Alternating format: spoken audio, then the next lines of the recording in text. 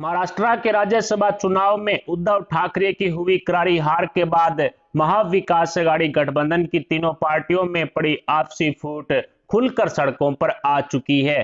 जिस तरह से राज्यसभा चुनाव के दौरान एनसीपी और कांग्रेस ने शिवसेना की करारी हार का तमाशा देखा था, उसी तरह से अब 20 जून को 10 सीटों पर होने वाले एमएलसी चुनाव में शिवसेना एनसीपी और कांग्रेस की होती हुई फजीयत को देखेगी। क्योंकि एनसीपी कांग्रेस के पास 3 एमएलसी जिताने के लिए ही विधायक हैं, लेकिन कांग्रेस ने शिवसेना को परखने के लिए 2 उम्मीदवार चुनावी मैदान में उतार दिए हैं। ऐसे में कांग्रेस और एनसीपी ने अपने अपने 2-2 उम्मीदवारों को एमएलसी बनाने के लिए चुनावी मैदान में खड़ा कर दिया है, जिसके बाद सूत्रों से मिली जानकारी के अनुसार शिवसेना ने कांग्रेस का साथ देने से इनकार कर दिया है।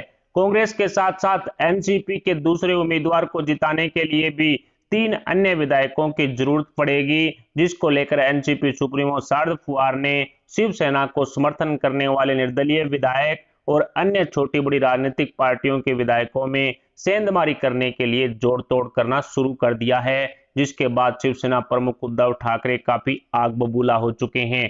राज्यसभा चुनाव के बाद एमएलसी के चुनावी मैदान में एक बार फिर से महाविकास अघाड़ी गठबंधन की तीनों पार्टियों में पड़ी आपसी फूट का नजारा देखने को मिलेगा।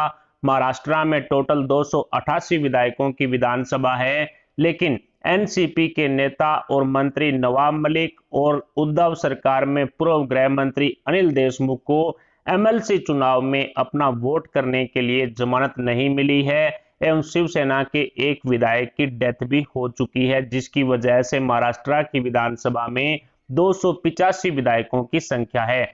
ऐसे में एक एमएलसी को जिताने के लिए 27 वोटों की जरूरत पड़ेगी, तो जाहिर सी बात है कि कांग्रेस के पास अपने 44 विधायक हैं और 2 एमएलसी को जिताने के लिए टोटल 54 विधायकों की जरूरत पड़ेगी। ऐसे में 10 अन्य विधायकों के समर्थन की जरूरत भी कांग्रेस को पड़ेगी।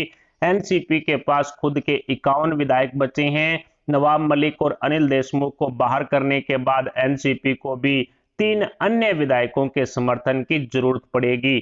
शिवसेना के एक विधायक की डेथ के बाद 55 विधायक हैं। ऐसे में शिवसेना को अपने 2 उम्मीदवार जिताने के लिए सेंधमारी को रोकने हेतु एड़ी चोटी का जोर लगाना पड़ेगा।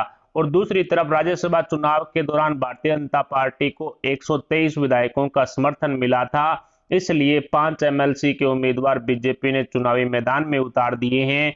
ऐसे में कहा जा सकता है कि एनसीपी और कांग्रेस द्वारा 13 विधायकों का जुगाड़ करना होगा, जो मुश्किल ही नहीं बल्कि नामुमकिन सा नजर आ रहा है, क्योंकि शिवसेना ने एनसीपी और कांग्रेस से किनारा करते हुए एमएलसी चुनाव का तमाशा देखने के लिए मन बना लिया है। कांग्रेस और एनसीपी द्वारा शिवसेना को समर्थन करने वाले निर्दलीय विधायकों में जोड़तोड़ करने से मुख्यमंत्री उद्धव ठाकरे की नाराजगी भी सामने आ चुकी है, जो एमएलसी चुनाव के दौरान एक विकराल रूप धारण करेगी।